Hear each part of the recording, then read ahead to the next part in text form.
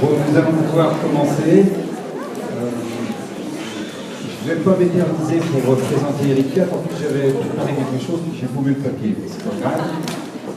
Ce que je peux dire d'Éric Fiat, c'est que pour ceux qui ne connaissent pas, parce que beaucoup d'entre vous ont déjà eu un certain nombre quand même, ont eu le plaisir et le loisir, parce que ça peut être un plaisir et un loisir d'entendre Éric. Il est professeur de philosophie donc, à Paris-Est, Marne-la-Vallée, et accessoirement responsable de l'école éthique de la Salpêtrière. C'est comme ça qu'on se connaît. Voilà. Alors, Éric Fiat, j'ai un petit bouquin là, qui s'appelle Sa pudeur, c'est sa dernière publication. Je disais tout à l'heure dans la voiture que c'est absolument rafraîchissant. Ça reprend les 5 matinées que Éric, tu as passées sur France Culture il y a environ un mois, voilà, qui traitaient de la pudeur. Je dis beaucoup plus digeste et beaucoup plus rafraîchissant que le livre précédent qui s'appelle Corps et âme. Bien. Un autre livre que je conseille à tous les soignants qui étaient à la bibliothèque, donc ça Marie-Jo l'a acheté, c'est Grandeur et misère des hommes, petit traité de dignité, c'est ça? Je ne me trompe pas. Voilà, et puis bien d'autres avant, Question d'amour, qui est aussi à la bibliothèque. Enfin, bon.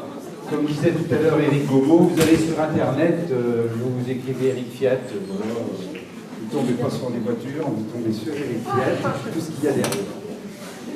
Je vais lui laisser la parole, et puis après l'intervention, bon, si vous avez des questions, voilà, je pense qu'il n'y aura pas de souci pour y répondre. Après, on sera obligé quand même de terminer cette journée à 16h30, parce qu'il faudra qu'on pense à retourner à la gare, mais cette fois-ci, on n'aura pas besoin de s'arrêter en chemin, faire des courses, pour prendre le train. Bon, Éric, je vais faire être debout, voilà, le pupitre et le micro.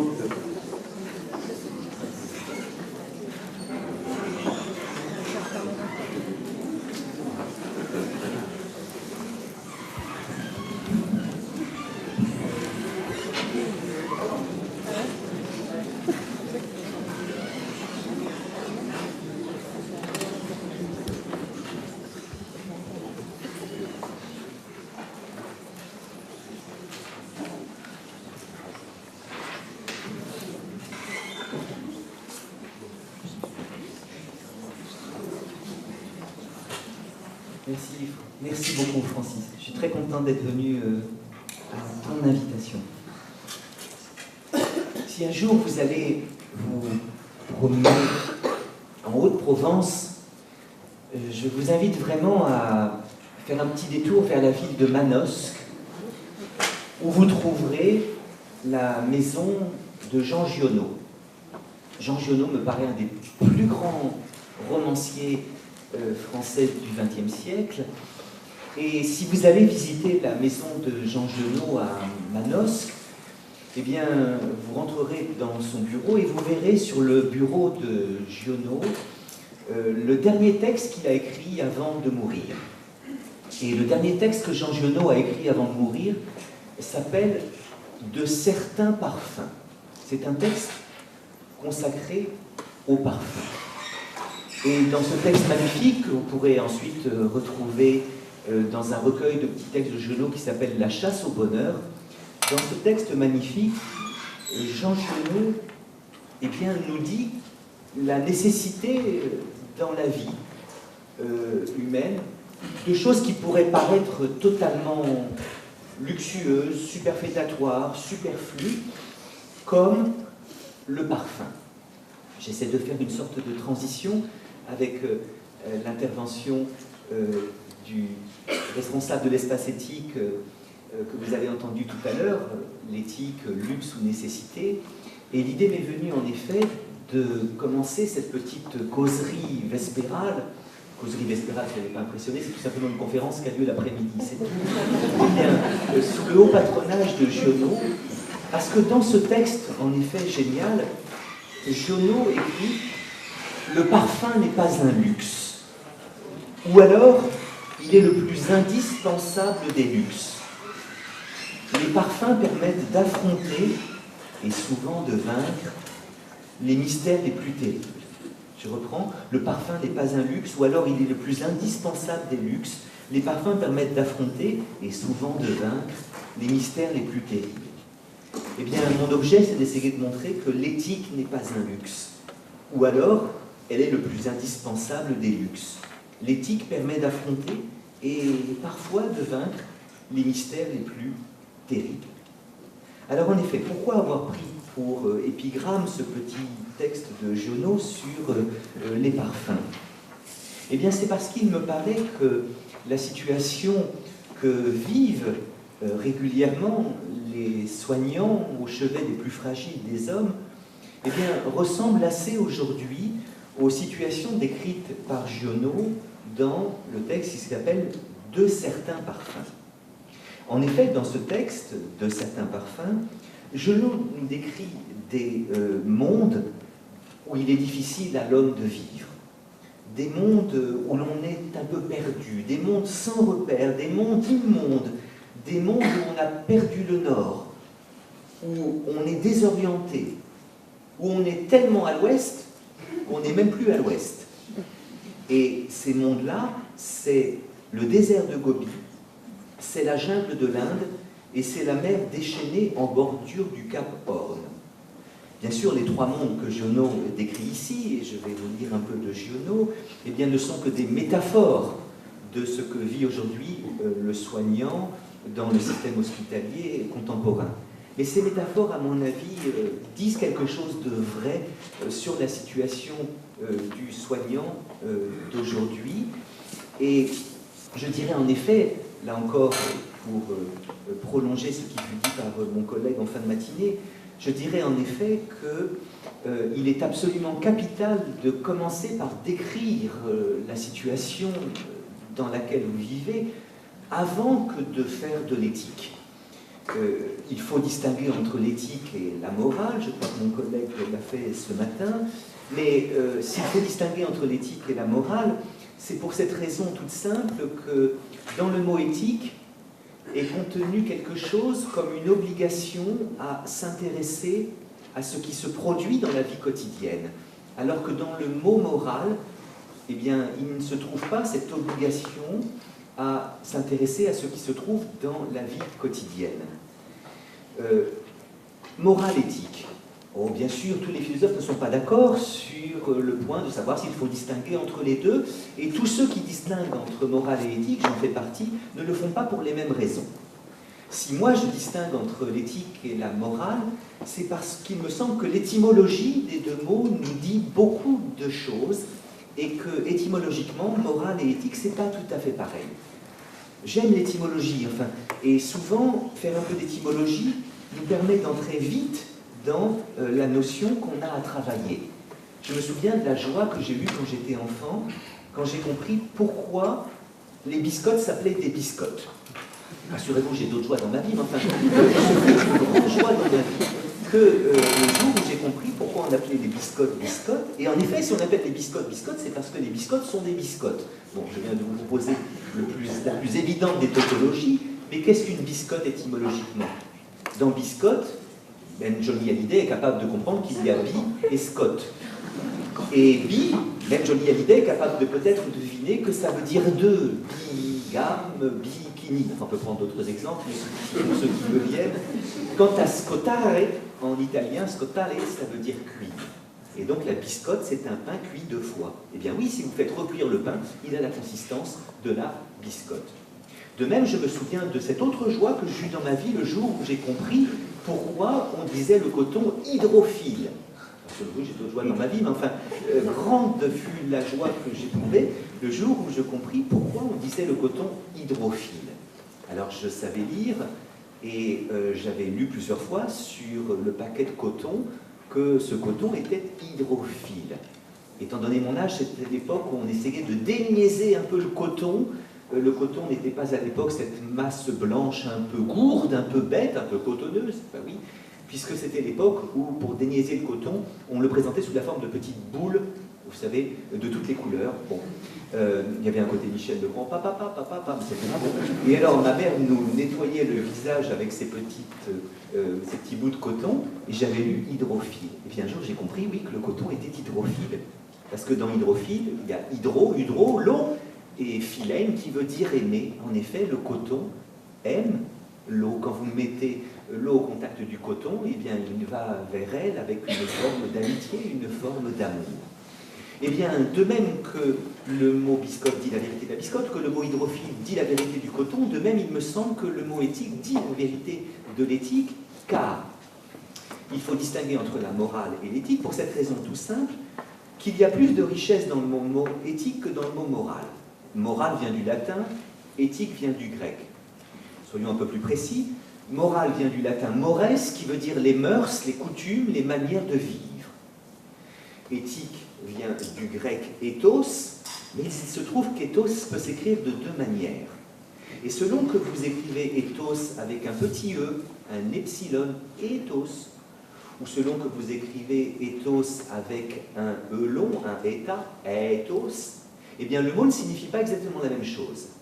Et si ethos avec un petit e signifie à peu près la même chose que le mot latin mores, c'est-à-dire les mœurs, les coutumes, les manières de vivre, en revanche, ethos avec un e long signifie tout autre chose, car parmi les sens du mot ethos, il y a le lieu, le séjour, l'habitat, l'endroit. Et donc plus de richesse dans le mot éthique que dans le mot moral, parce que ce que nous murmure la langue grecque, c'est qu'il y a un rapport entre la conduite qu'on a et le lieu où l'on se conduit. Ce que nous murmure la langue grecque, c'est qu'il y a une certaine influence du lieu sur la conduite, une certaine prégnance, une certaine prégnance du lieu. L'éthos, c'est-à-dire le lieu, le séjour, l'endroit, l'habitat, influence l'éthos, c'est-à-dire la conduite, la coutume, la manière de vivre. Dans la langue d'Homère, l'étable, c'est l'éthos des vaches. Le terrier, c'est l'éthos des lapins ou des renards. Et donc, plus de richesse dans le mot éthique que dans le mot moral, parce que ce que nous murmure, je le reprends à la langue grecque, et Aristote en a fait toute une philosophie, c'est qu'il y a une certaine influence du lieu sur la conduite. On ne peut pas avoir n'importe quelle conduite dans n'importe quel lieu. J'essaie de le concrétiser en vous faisant rappeler que eh bien, ce n'est pas pour rien que le soir de la Saint-Valentin, un couple à la libido un peu défaillante, Guitry disait les plus belles amours commencent dans le champagne et se terminent dans la tisane. Bon, bien quand le mariage, on est plutôt à la tisane qu'au champagne, eh bien on essaie de relancer le désir et l'amour. Et alors le soir de la Saint-Valentin, pourquoi dînons-nous aux chandelles? Eh bien c'est parce que la flamme d'une chandelle crée un climat, un ethos, un lieu, une atmosphère, un terrain qui invite à l'amour. Un très beau texte de Gaston Bachelard qui s'appelle « La flamme d'une chandelle » dit en effet que la flamme d'une chandelle nous invite à rêver, que la flamme d'une chandelle nous invite à aimer. La flamme d'une chandelle est érogène, elle génère le désir. Pourquoi? Parce que c'est une flamme qui est vivante.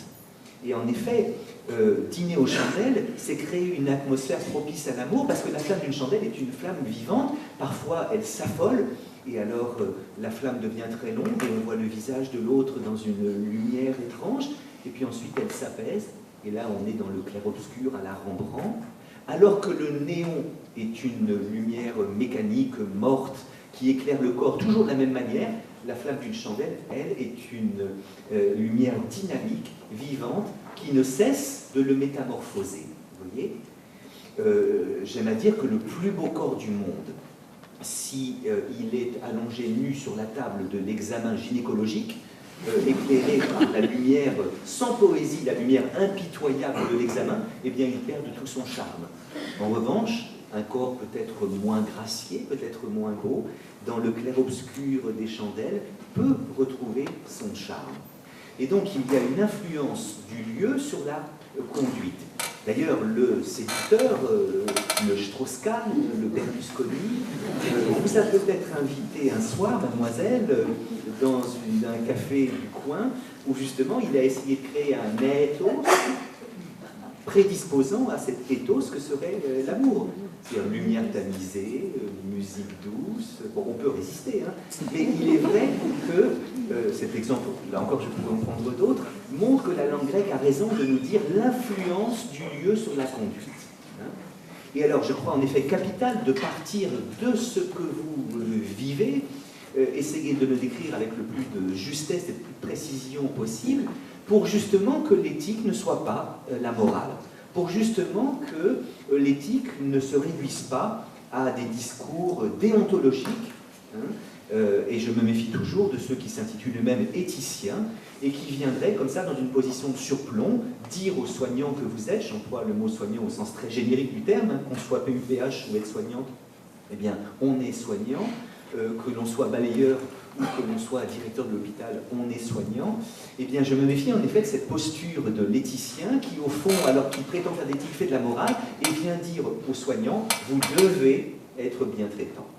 Vous devez respecter la dignité de la personne humaine. Vous devez avoir de la sollicitude, de l'empathie, pratiquer le care et non seulement le cure à l'endroit de vos soignés, à l'endroit de vos résidents. Alors, en effet, assez vite, parce que dans le mot moral, il n'y a pas cette référence au lieu, hein, vous voyez, eh bien, assez vite, la morale s'est abîmée. Et on est passé assez vite dans l'histoire, au fond, occidentale, d'un moment où on faisait de la morale, à un moment où on s'est mis à faire la morale. Alors qu'on ne peut pas passer d'un moment où on fait de l'éthique à un moment où on fait l'éthique. Il y a dans la double origine étymologique du mot éthique, ethos, quelque chose qui interdit à celui qui s'occupe d'éthique, eh bien, de se mettre dans cette position de surplomb et de venir en disant vous devez bien traiter, vous devez respecter la dignité de la personne humaine, vous devez peut-être y ajouter même de la sollicitude et de l'empathie. Et alors je crois en effet que partir du terrain, c'est comprendre que le rapport entre le soignant et le soigné n'est pas le même selon qu'il s'agit de cette ethos-ci ou de cet ethos-là. Si ce n'était pas clair, vous me le diriez. Vous me le direz peut-être tout à l'heure. Et en effet, je peux imaginer ces deux situations un petit peu caricaturales, certes, mais qui existent. Hein, car je crois en effet que le rapport du soignant au soigné ne sera pas le même selon qu'il s'agit de ce jour-ci ou ce jour-là. Ce jour-ci, eh bien, elle s'est réveillée de bonne humeur. Elle a fort bien dormi. Elle se réveille dans une sorte de légèreté. Un petit coup d'œil par la fenêtre lui montre que le temps est exactement ce qu'elle avait envie qu'il fût. Oh, qu'est-ce qu'il fait beau aujourd'hui! Le petit déjeuner familial se passe dans une espèce d'harmonie. Il y a un côté américoré. Hein. Elle se regarde dans le miroir et parfois s'y trouve plutôt belle. Hein. C'est Jean Cocteau qui disait « Les miroirs feraient bien de réfléchir avant de nous renvoyer notre image ». C'est vrai que les miroirs ne réfléchissent pas toujours avant de réfléchir. Il se trouve que ce jour-là, le miroir lui réfléchit une image qui lui plaît. Et bien finalement, bon, elle prend ses affaires et marche dans les rues de La Roche-sur-Yon pour aller, qui à sa masse, qui à son CHU, qui au Myosotis. Hein. On donne des noms de fleurs aux maisons de retraite. Il faut oublier que les odeurs bondissantes ne sont peut-être pas toujours florales. Et alors elle marche dans les rues, il fait beau, elle est heureuse, un inconnu lui offre des fleurs, et elle arrive sur son lieu de travail où on la félicite, d'une part pour son allure, mais aussi pour le rapport qu'elle a fait sur Madame Machin, qui est absolument impeccable. On lui dit que les RTT qu'elle avait posés lui sont accordés. Et existentiellement, il s'agit d'un accord fort important, car les RTT accordés, ça fait que le week-end qu'elle avait prévu, le week-end touristico-gastronomico-érotique, avec le nouvel interne qui est arrivé dans le service, lui est accordé. Elle est donc en forme, heureuse, légère, et elle entre dans une chambre où l'attend un résident, une résidente gratifiante. Quelqu'un de reconnaissant. Oh, j'aime bien quand c'est vous qui venez. Vous savez tellement bien me comprendre. Et puis vous ressemblez un peu à ma petite fille. Ah bon, oui. Oh, mais j'ai sa photo dans mon sac, mais je ne sais plus où c'est. Peut-être vous. Non, mais vous n'avez pas le temps. Non, mais allez-y, vous avez déjà tellement à faire. Et puis, mais non, je veux bien voir la photo, mais c'est dans ce sac. Évidemment, la vieille s'est un peu trompée. Et puis, finalement, elle trouve la photo. Alors déjà, quelle joie. Elle voit la photo d'un canon absolu. Je ressemble à elle. Et alors à ce moment-là, il y a un petit échange qui fait que cette main à la fois racornie par l'âge, mais qui cependant trouve en son cœur un étrange point de douceur, hein, comme la douceur d'une neige un peu fondue, eh bien, il y a un petit échange des mains. Quand la rencontre du soignant et du soigné, c'est la rencontre d'une forme et d'une gratitude, alors là, c'est évident qu'on respecte la dignité de la personne humaine. Alors là, c'est évident qu'on y ajoute même une sollicitude, une empathie, qu'on pratique le care et non seulement le cure. Quand l'éthos favorise un ethos respectueux, empathique, eh bien, ma foi, l'éthique est une espèce de spontanéité. Il n'y a pas besoin d'assister à des colloques, il n'y a pas besoin de se former à l'éthique pour être respectueux, être empathique, être plein de sollicitude, quand on est en pleine forme et qu'on rencontre quelqu'un de gratifiant. Mais ça, c'était ce jour-ci. Et donc, il peut y avoir ce jour-là. Et ce jour-là, en effet, les choses sont fort différentes. Elle s'est réveillée fatiguée, d'assez méchante humeur. Son cœur a été froissé, comme dit Baudelaire, par l'angoisse la nuit, parce qu'elle a des soucis. Un petit coup d'œil par la vitre lui montre que le temps n'est pas du tout ce qu'elle aurait voulu qu'il fût. Enfin, il fait un temps de chien ce jour-là. Tension familiale au moment du petit déjeuner, c'est toi qui devais descendre la poubelle, mais non, c'était toi, c'est pas vrai, ta mère vient encore dimanche, mais non, ton frère, enfin, le filtre à café se ferme, et on n'a pas le temps de refaire du café, elle se regarde dans le miroir, et ma foi, l'image qu'elle y voit lui fait peine, là encore, hein. Les miroirs feraient bien de réfléchir avant de nous renvoyer notre image, mais vous savez que les miroirs ne réfléchissent pas avant de réfléchir, hein. Et parfois ils nous blessent, hein. Elle a fait un régime. Au début, ça marche toujours magnifiquement bien. Elle perd 12 kilos en 3 mois. Mais c'est là qu'elle se relâche un peu et qu'elle va passer un mois de vacances chez son tonton dans le Lot. Et ce ne sont que confits de canard, flognards. Bon, résultat, elle reprend 8 kilos en un mois. Quand elle rentre chez elle et qu'elle va à son miroir, à sa psyché, comme disaient les anciens, la psyché, c'est le miroir où les femmes se miraient jadis de pied en cap, généralement nues, hein, parce que c'est la nudité de l'âme et la nudité du corps. Eh bien, le miroir ferait bien de réfléchir avant de réfléchir. Et il la verrait arriver et le miroir se dirait « Oh là !» À ce moment-là, le miroir se déformerait, comme celui des foires, vous savez, pour faire apparaître la minceur de jadis, alors qu'elle est vraiment de jadis et non point de tantôt. Eh bien, non, les miroirs ne réfléchissent pas avant de réfléchir, et parfois ils nous blessent, ils nous font profondément mal. Elle sort dans les rues de La Roche-sur-Yon, aucun inconnu ne lui offre des fleurs, ce que vous regardez scandaleux, mais enfin c'est ainsi. Très vite, elle a affaire à ce que Jean Giono appelle le démon mesquin. Le démon mesquin, c'est tous ces petits emmerdements de la vie quotidienne qui nous empêchent d'être comme on veut être, qui nous empêchent d'être comme on doit être. Jean Giono ne croyait pas au démon.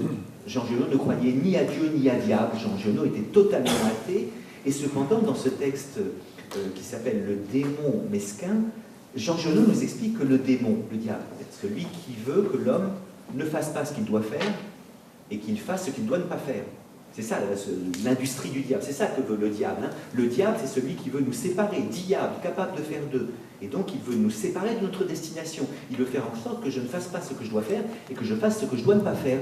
Eh bien, comment le diable s'y prend-il pour arriver à ses fins? Jean Giono nous dit que le diable, auquel je ne crois pas plus que Giono, eh bien, Giono nous dit que le diable ne se présentera pas à nous sous la forme, vous savez, de cette espèce de bouc qui s'en souffre effrayant, qui nous dit « Fais le mal, maltraite cette vieille dame, laisse-la tomber, elle est immonde, elle est insupportable. » Non, non. Vous savez, dans Walt Disney, on nous représente justement l'ange et le démon comme des personnages archétypiques. Hein.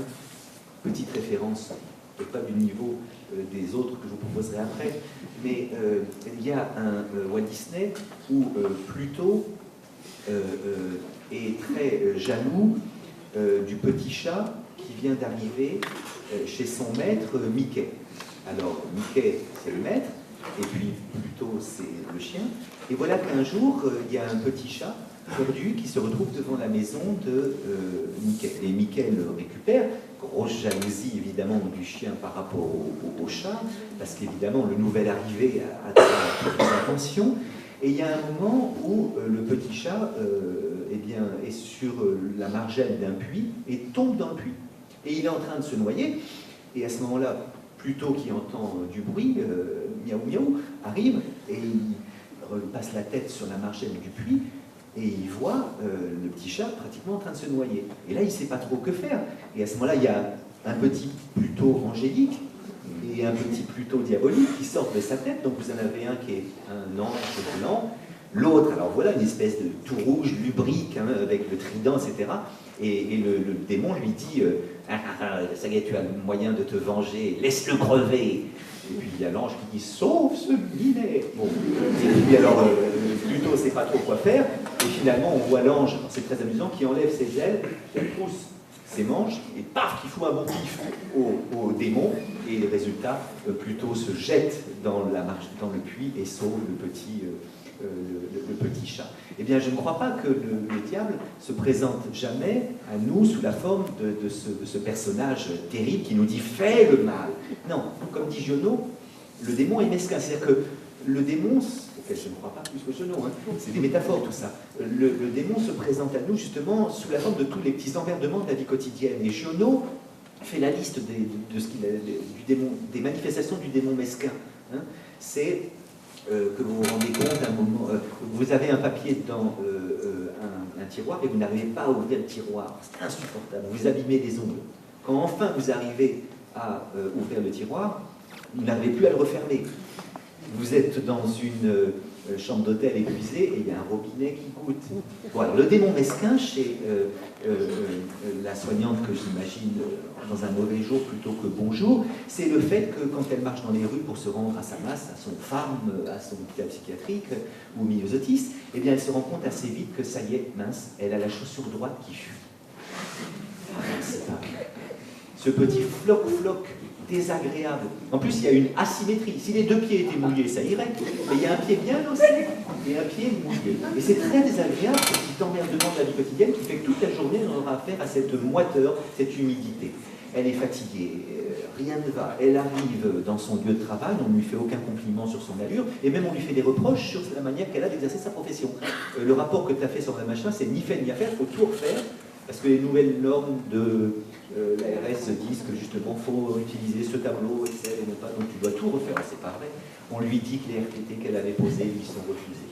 Et donc le week-end, gastronomico-touristico-érotique, passe à l'as.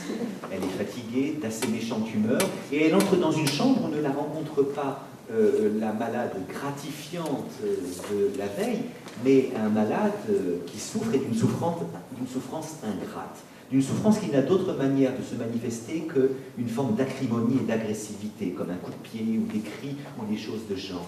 Je trouve très profond ce passage de Kirikou, où Kirikou, vous savez, a enfin la réponse à la question qu'il pose. Pourquoi Karaba la sorcière est-elle méchante? Pourquoi Karaba la sorcière est-elle méchante? Personne n'est capable de répondre à Kirikou jusqu'à ce que Kirikou retrouve son grand-père, qui lui a la réponse à la question posée. Grand-père, pourquoi Karaba la sorcière est-elle méchante? Réponse du grand-père, parce qu'elle souffre, Kirikou. Et en effet, elle a une épine qui lui est plantée ici, qui lui fait tellement de mal qu'elle n'a d'autre manière de manifester sa souffrance qu'une forme d'agressivité. Eh bien, je crois en effet que quand la rencontre du soignant et du soigné, c'est la rencontre d'une forme et d'une gratitude, eh bien, il est plus facile d'avoir une conduite éthique que quand la rencontre du soignant et du soigné, c'est la rencontre d'une fatigue et d'une souffrance ingrate. Évidemment, ce sont deux situations caricaturales et vous vous mouvez généralement entre les deux.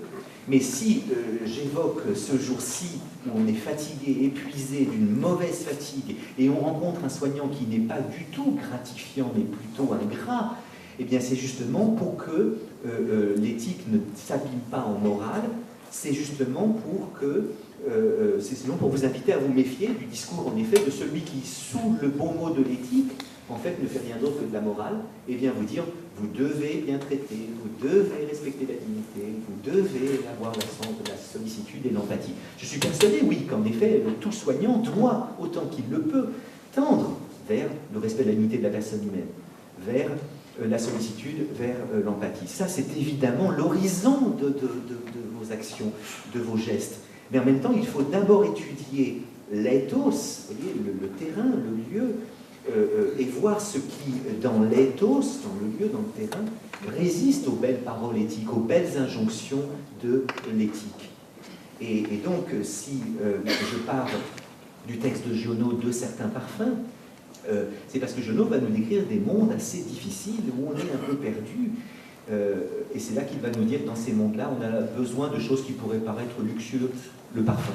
Et moi, je vous dirais qu'on a besoin de choses qui pourraient paraître luxueuses, l'éthique. Et alors, autre exemple de la prégnance de l'éthos sur l'éthos, eh bien, nous sommes d'accord qu'il faut accueillir, qu'il faut respecter la confidentialité et la pudeur dans les points importants de l'éthique. Eh bien, il y a sans doute l'accueil, la pudeur et la confidentialité. Évidemment que celui qui arrive à l'hôpital, celui qui arrive dans l'établissement, eh bien, s'il ne respecte pas sa pudeur, s'il ne respecte pas son secret, ne respecte pas la confidentialité, et si on ne l'accueille pas avec une certaine aménité, eh bien, ça sera difficile pour lui. Mais parfois, eh bien, alors qu'on peut imaginer des soignants qui veulent accueillir, qui veulent respecter la pudeur, qui veulent respecter la confidentialité, eh bien, parfois, c'est le lieu, c'est l'éthos qui rend difficile tout cela. Et par exemple, le lieu qui s'appelle accueil n'est pas du tout accueillant. Non pas parce que s'y trouve une vieille dame acariâtre qui n'est pas du tout accueillante. Cardinal! Bon, non, s'y trouve quelqu'un en effet de très accueillant qui veut accueillir. Mais le démon mesquin fait que le lieu lui-même n'est pas accueillant et que par exemple le néon ne marche pas, vous voyez. Le néon clignote depuis 3 jours, elle l'a signalé, mais ça ne s'est toujours pas fait parce que l'établissement a des problèmes économiques et que celui qui doit réparer ça eh bien, est malade, ou alors qu'il a tellement de travail qu'il y a des priorités, et au bout de plusieurs heures, essayez de rester accueillant quand vous êtes gêné, ça c'est bien mesquin, par cette lumière qui clignote. La confidentialité, alors elle est représentée, elle est métonymisée sous la forme de ce petit trait de peinture, vous savez, ne pas dépasser, pour respecter la confidentialité. Mais là encore, on n'a pas beaucoup d'argent, du coup c'est plus ou moins effacé, et puis l'acoustique est tellement désagréable qu'il faut parler fort, et résultat, bien, on arrive et on est obligé de tout dire, et on se sent en effet très blessé dans sa confidentialité. Enfin, la pudeur, eh bien oui, il faut respecter la pudeur, mais à la PHP, le Centre public des hôpitaux de Paris, là, on travaille, on s'occupe de ce master d'éthique, eh bien, on s'est rendu compte à un certain moment que, bah oui, il y avait un problème de longueur des blouses. Et voilà, donc les petits malades n'ont pas de problème, mais les joueurs de basket, enfin bon, eh bien, ont tout le matériel qui dépasse, et alors comment voulez-vous respecter la pudeur quand il y a cette chose toute simple qui est que la blouse est trop courte. Donc, je crois qu'il faut distinguer entre la morale et l'éthique, même si on a besoin de morale, eh bien, il faut distinguer entre la morale et l'éthique, parce que l'éthique, c'est le souci de l'éthos, hein, avant que le mouvement vers l'éthos. Hein, si je n'étais pas clair, vous me diriez, mais voilà. Et alors je crois en effet que étudier le lieu où vivent les soignants, être attentif à l'éthos, est quelque chose d'absolument fondamental. J'évoquais la fatigue, bon ben qu'importe, mais enfin, c'est le thème que je travaille aujourd'hui parce que je crois en effet que c'est un thème que mes étudiants soignants m'ont apporté. Je ne pensais pas travailler sur la fatigue. Mais c'est un thème absolument fondamental à mon avis. Parce que je le répète, le respect de la dignité, la sollicitude et l'empathie, quand on est en pleine forme, c'est assez facile.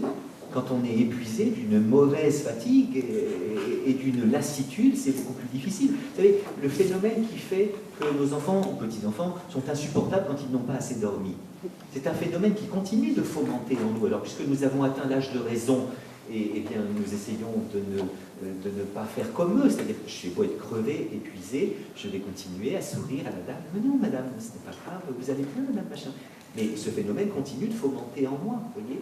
Et alors je crois en effet qu'on n'en aura pas fini avec la maltraitance dans nos établissements, une fois qu'on en aura chassé les maltraitants professionnels, avec tous les guillemets qu'il y faut, vous savez, maltraitants professionnels qu'on pourrait appeler les pervers, hein. Ceux qui aiment maltraiter, qui ritualisent la maltraitance et qui ensuite, après qu'ils ont maltraité, n'en éprouvent aucun remords, mais plutôt un certain plaisir. Bon, imaginons qu'on puisse les trouver régulièrement. La chronique nous dit que dans tel établissement, eh bien, on a appris qu'il y avait un soignant qui maltraitait. Bon. Mais imaginons qu'on les chasse de nos établissements. Ce n'est pas pour autant que la maltraitance va disparaître magiquement D'une part parce qu'il y a cette maltraitance institutionnelle à laquelle je faisais allusion en parlant justement des conditions de l'éthos, hein, des conditions qui font que ça clignote, qui font que on vous refuse de voir téter, des choses comme ça. Mais je crois aussi qu'à l'occasion d'une grande mauvaise fatigue, et bien même le meilleur des soignants, même la meilleure des filles, même le meilleur des époux, peut se laisser aller à des gestes de maltraitance. Hein. Je t'ai épousé pour le meilleur et pour le pire. Ça a été le meilleur, mais voilà, cette maladie te transforme, tu ne me reconnais plus. Et résultat, je deviens ton aidant, mais il y a un certain moment où c'est insupportable, c'est pas possible. Elle ne fait que crier toutes les 10 minutes, va, tu vas voir, ça va recommencer. Et il y a un moment, j'ai l'impression qu'elle le fait exprès, il faut que je la rechange juste après l'avoir changée. Et donc, cette fatigue est une réalité très prégnante, je trouve, très prégnante, je sais pas comment dire, très prégnante dans la vie des soignants, et je crois qu'il faut d'abord, en effet, avant que de dire qu'il faut respecter la dignité, être plein de sollicitude et d'empathie, regarder le lieu, l'éthos. Et alors il se trouve qu'à mon avis, les lieux décrits par Giono dans certains parfums, même si j'exagère peut-être un peu la chose, les lieux décrits par Giono dans certains parfums ressemblent pas mal, je trouve, aux établissements dans lesquels vous travaillez.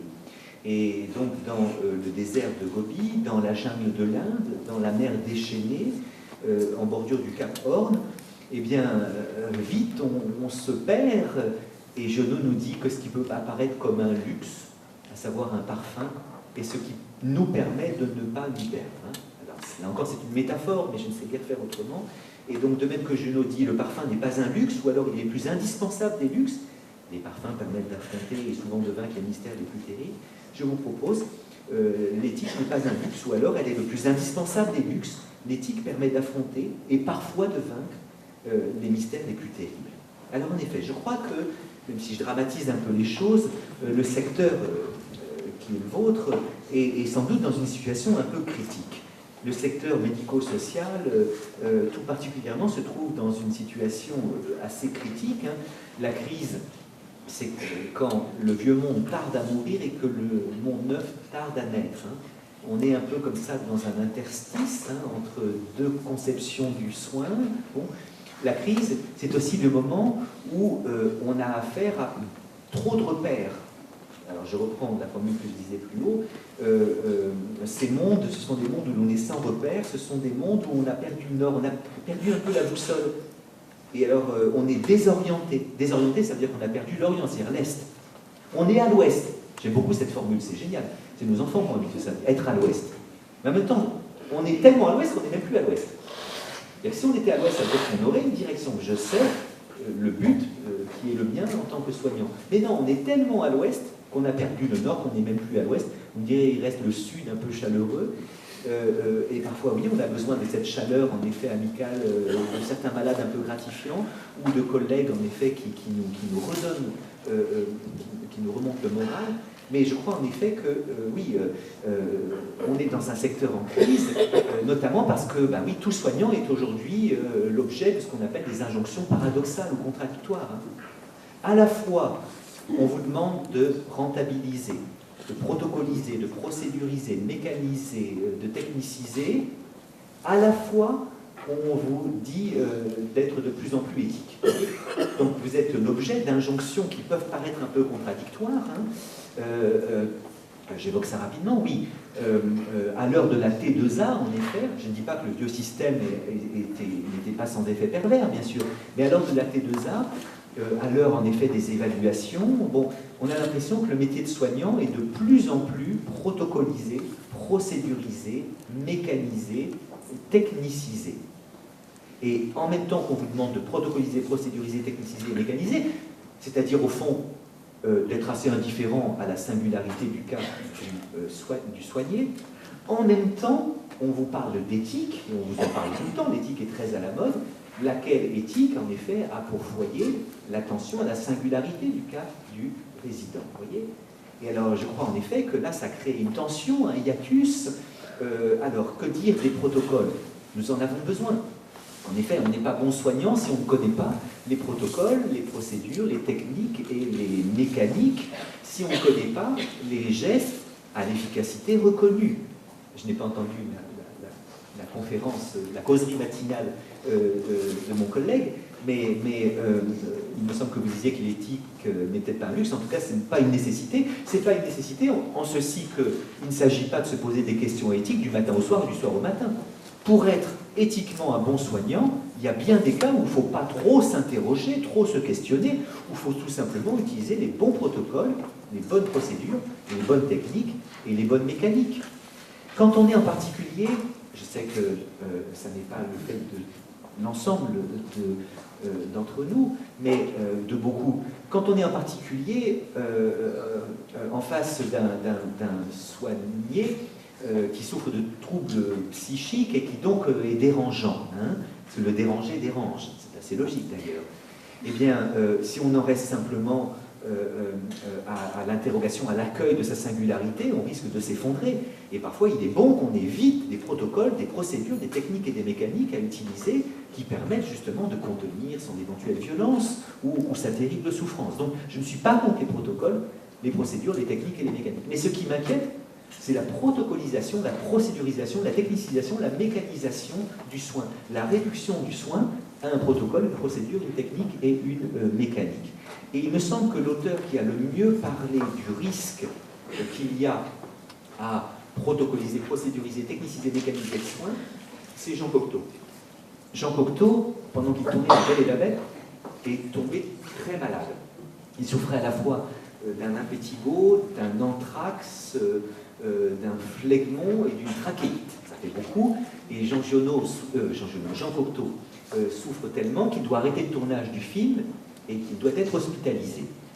Alors, il a cependant la force de tenir son journal, et le journal de Jean Giono, pendant qu'il tournait La Belle et la Bête, vient d'être réédité aux éditions du Rocher. C'est vraiment un chef-d'œuvre. Jean Giono, journal La Belle et la Bête. Et dans ce journal, il y a 2 pages qui, je crois, peuvent intéresser tous les soignants que vous êtes. Si ma mémoire est bonne, c'est la page du 15 avril 45 et la page du 16 avril 45. Le 15 avril 45, Jean Cocteau décrit la souffrance. Il décrit ce que c'est que de souffrir. Et il le fait en des termes qui sont phénoménologiquement, je trouve, absolument insurpassés. Jean Giono dit en effet, Jean Cocteau dit en effet que il lui est arrivé de parler de la souffrance quand il ne la connaissait pas. Et alors, quand il ne connaissait pas la souffrance, il lui arrivait de la couler en de belles images, en de beaux vers. Il lui arrivait de nervaliser. Ça, c'est un néologisme créé par Cocteau, que je trouve assez joli. Nerval, Gérard de Nerval, vous savez, c'est un des poètes qui a le mieux parlé de la souffrance.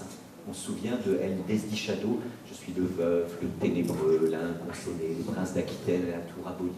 Ma seule étoile est morte et mon lutte constellée porte le soleil noir de la mélancolie. Bon, ça m'étonnerait que vos patients parlent comme ça. Et Cocteau, justement, dit qu'il m'est arrivé, donc, quand je ne souffrais pas de parler de la souffrance, de la couler en de belles images, en de beaux vers. Alors je pouvais nervaliser, je suis le veuf, mais souffrir est tout autre chose. Souffrir, c'est ce qui fait un être se recroqueviller au coin de la chambre, appeler n'importe quoi, ne plus pouvoir parler qu'en langue de bête. Et c'est vrai que la langue qui nous reste quand on souffre vraiment, c'est pas la belle langue poétique de Nerval ou la belle langue philosophique de Kant, c'est souvent la langue des bêtes. Et une bête, ça crie, ça gémit, ça hurle, ou ça se tait. La plupart du temps, les souffrances sont muettes. Et alors, Jean Cocteau, en effet, dit que la souffrance, c'est ce qui fait un être se recroqueviller au coin de la chambre, appeler n'importe qui, n'importe quoi, ne plus pouvoir parler qu'en langue de bête. Et à ce moment-là, eh bien, il analyse l'expression « souffrir comme une bête ». Je vous rappelle qu'il est en train de tourner La Belle et la Bête. Et donc, dans son délire de poète génial, il imagine que c'est Jean Marais, son copain, Jeannot, qui le punit. J'ai mis au très beau Jean Marais le masque hideux de la bête, et bien maintenant, c'est moi qui paye parce que je souffre comme une bête. Et il souffre comme une bête. C'est là d'ailleurs qu'il a, alors puisqu'il a il a un anthrax, donc des furoncles partout, il ne peut plus se raser. Et donc il se regarde dans le miroir de l'hôpital, et il n'a pas l'impression de voir le visage d'un homme, mais la gueule d'une bête. Et c'est là qu'il a la formule, les miroirs, il faudrait bien réfléchir avant de nous renvoyer notre image. 15 avril 45, puisqu'il souffre atrocement, qu'il est recroquevillé au coin de la chambre, qu'il ne peut plus parler qu'en langue de bête, il crie, il appelle, 16 avril 45, on vient. Et Cocteau d'ajouter, Étrange psychologie que celle des bonnes sœurs. Les bonnes sœurs ne sont pas vraiment bonnes, elles remplacent la bonté par un mécanisme de bonté. J'appelle, c'est un automate vêtu de blanc qui entre dans la chambre, la range et en sort. Les bonnes sœurs ne soignent pas le malade, elles soignent la chambre du malade, dont le malade est un élément parmi d'autres. Toute attention à la singularité du cas du malade déréglerait le mécanisme et leur semblerait un crime de lèse-majesté par rapport au médecin-chef ou à la mère supérieure. Et voilà. Je ne connais pas de texte magistral qui montre le danger d'une réduction du soin à un protocole, une procédure, une technique, une mécanique. Et comme le dit très bien Jean Cocteau, ce qui fait les frais de cette protocolisation, procédurisation, technicisation, mécanisation du soin, c'est la singularité, c'est-à-dire l'unicité du malade.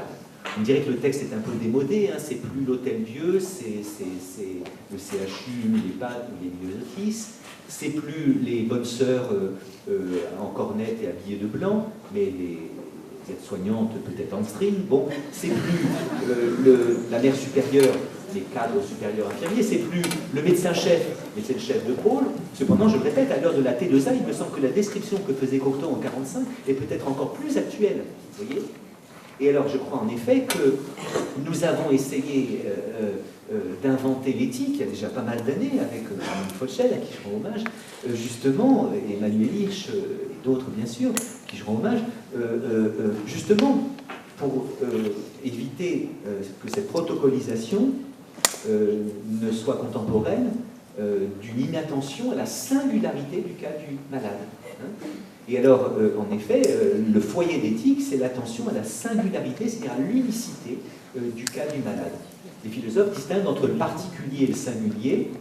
Le particulier, par définition, c'est la partie d'un tout qu'on nomme la généralité, alors que le singulier, lui, il répugne à entrer dans quelque généralité que ce soit. Le singulier, c'est l'unique, c'est l'irréductible, c'est le sans pareil, et c'est même l'étrange. Vous savez, dans la langue de la comtesse de Ségur, quand il s'est passé des choses étranges, eh bien, on dit souvent que c'est singulier. Sophie a fait des bêtises qui vont lui attirer des malheurs. Ben oui, les malheurs de Sophie. Et alors, Samarâtre devine qu'est-ce qui s'est passé, Sophie? Expliquez-moi. Et Sophie ment, et la Marâtre le devine, et elle dit c'est singulier, c'est-à-dire c'est étrange, c'est bizarre. Eh bien, je crois que l'homme est à la fois un particulier et un singulier. Alors, en tant que particulier, c'est-à-dire la partie d'un tout, qu'on nomme une généralité, eh bien, il faut lui appliquer les bons protocoles, les bonnes procédures, les bonnes techniques et les bonnes mécaniques, c'est-à-dire ce qui est efficace dans ce cas-là, qui est un cas comme les autres, c'est un cas particulier, mais pas différent des autres, d'un Alzheimer, d'une sclérose en plaques, d'un épisode bipolaire, enfin, d'agitation bipolaire, des choses comme ça. Mais l'homme, pour être un particulier, n'en est pas moins un singulier. Et le singulier, c'est l'unique, l'irréductible, le sans pareil, l'étrange et le bizarre. Et alors, je crois en effet que vous êtes souvent aujourd'hui victime un peu d'injonctions paradoxales, puisque à la fois, il faut protocoliser, procéduriser, techniciser, mécaniser, et à la fois, il faut faire de l'éthique. Et alors, je crois en effet que cela peut donner un peu l'impression aux soignants qu'il doit servir de maître, rentabiliser et en même temps être attentif à la singularité. Tout ça ne se vit pas très facilement. On n'a pas une boussole, enfin la boussole parfois est un peu affolée. Et bien c'est justement ces mondes-là que décrit Giono dans certains parfums. Alors, je vous décris donc le désert de Gobi, la jungle de l'Inde et la mer déchaînée en bordure du Cap Horn. Et vous allez voir comment le parfum peut permettre à ces hommes-là de ne pas se perdre. Et moi, je fais une analogie avec l'éthique. Le désert de Gobi. Quand on va de Merv à Balkh, écrit Giono, on traverse une étrange steppe désolée. Tout y est mouvant et indécis. Ne s'y hasarde que les hors-la-loi. Sable, rochers, dunes, marécages, rien n'y est défini, tout y est indécis. Ce qui terrifie surtout, c'est l'imprécision. On préférerait être sûr de quelque chose, même de la mort, mais on est sûr de rien. Cette région n'a pas de nom. On y voit des fleuves qui changent de place. Ils coulaient nord-sud, ils coulent est-ouest. Ou bien ils retournent à leur source, ou brusquement ils disparaissent presque sous nos yeux. Et alors Giono nous dit que la plupart des hommes embarqués dans cette région du désert de Gobi n'en reviennent jamais, ils s'y perdent. Les seuls qui ne s'y perdent pas, c'est ceux qui s'y sont embarqués avec un minuscule baluchon, un petit paquet de toile grossière où se trouve un parfum. Ce parfum, dit Giono, chacun composant le sien avec de la rosée subtile venue d'inciste, de musc, d'un peu de résine, ce parfum sera un viatique, un guide qui sauvera l'âme. Et Giono de conclure, on pouvait très bien subsister dans ces espaces désolés. On y trouvait facilement une plante au petit feuillage rond, avec une fleur jaune microscopique, mais qui s'enracinait en d'énormes tubercules farineux, très comestibles, très nourrissants, ayant le goût d'artichaut. Quant à l'eau, il n'était pas de jour, même d'heure, sans rencontrer quelques ruisseaux en balade, ou un étang en train de se carapater, ou tout au moins une flaque. Mais là, demande Jean Giono. Et en effet, dans ces lieux-là, oui, on survit, mais on ne vit pas et on existe encore moins. Et alors, pour exister, pour se sauver l'âme, eh bien, qu'est-ce qu'il faut faire? Il faut avoir ce petit baluchon de parfum. Ces prisonniers évadés se confiaient aveuglément à ces petits paquets de toile. C'était un parfum, un esprit. Ce viatique suffisait. Non seulement il suffisait, mais il était même absolument indispensable. Vous voyez? Donc, le luxe, ce qui est normalement, le luxe, c'est ce qui est en excès, hein. C'est ce qui n'est pas nécessaire, c'est ce qui est dispensable. Hein.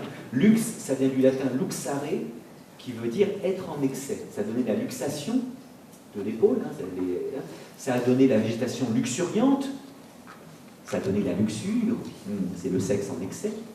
Et donc le luxe, par définition, c'est ce qui n'est pas nécessaire, c'est ce qui n'est pas indispensable. Et bien Giono dit que le parfum n'est pas un luxe, ou alors c'est le plus indispensable des luxes. Deuxième, alors oui, métaphore encore, mais vous voyez, les fleuves qui changent de côté, etc. Ça aussi, dans le monde qui est le vôtre, tout d'un coup, les normes changent complètement. Hein. Vous aviez passé beaucoup de temps à comprendre comment remplir ces tableaux-là, vous commenciez à être familier un peu, et puis tout d'un coup, on vous balance un tout autre système. Et alors, de nouveau, il faut se reformer pour remplir ces tableaux Excel, enfin, ou de plus en plus compliqués, aux nouvelles normes. Ça ressemble un petit peu à ça. La jungle. Là encore, c'est une métaphore judicieuse parce que je dirais qu'il arrive d'ailleurs à des collègues soignants de dire « mais maintenant c'est devenu la jungle ». La mise en concurrence des différents soignants qu'encourage l'évaluation individuelle que Christophe Dejour a très bien critiqué, je trouve. La mise en concurrence aussi des diverses institutions, hein, parce que vous avez plusieurs institutions qui peuvent s'occuper des personnes en situation de handicap. Mais il faut montrer qu'on est meilleur que les autres et parfois on vous met en concurrence. Je ne dis pas que tout est mauvais là-dedans. Enfin, parfois, ça peut donner l'impression en effet qu'on vit dans une sorte de jungle. Et voilà ce qu'écrit Giono. Sous les Han, l'aristocratie chinoise se servait abondamment de parfums artistement agencés, surtout à l'époque de la chasse impériale. En temps normal, quelques grains d'anis suffisaient. Mais quand rhinocéros et tigres surgissaient du noir des forêts ou du brouillard des marécages, quand il fallait se mettre en frais, nus et sans armes devant les bêtes féroces, quand tigres, léopards, cerfs, sangliers, ours géants, pêle-mêle pour chasser, éclataient en griffes et en dents, alors on avait besoin d'un parfum spécial pour rappeler l'âme. Ce parfum spécial était combiné par des chimistes, leur pharmacopée a laissé des recettes. Elle n'utilisait que des poudres telluriques. Il s'agissait de piler, de mélanger du silex, du porphyre, de la serpentine et souvent des pierres connues. Et puis alors, troisième espace décrit par Giono, la mer déchaînée en bordure du Cap Horn. Et comme le dit Giono de manière amusante, c'est pas un espace qui prédispose à la franche rigolade. Je sais que Francis Plutôt fait un peu de navigation, mais je pense que en dessous du Cap Horn, je ne sais pas si tu tiendrais le coup.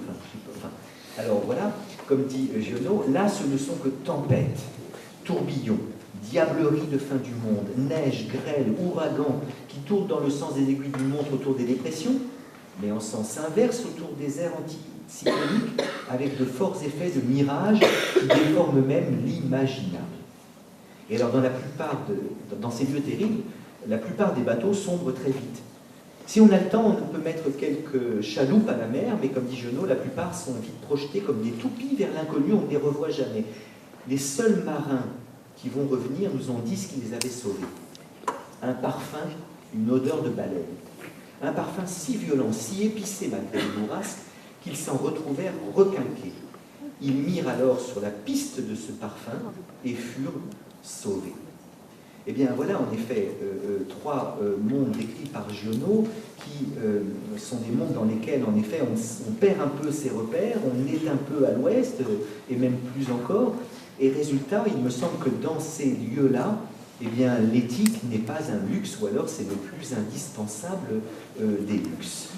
Et alors, il me semble en effet que déjà le contexte, l'éthos, fait qu'on peut se perdre un peu, qu'on a un peu de mal à voir ce que c'est que son métier de soignant.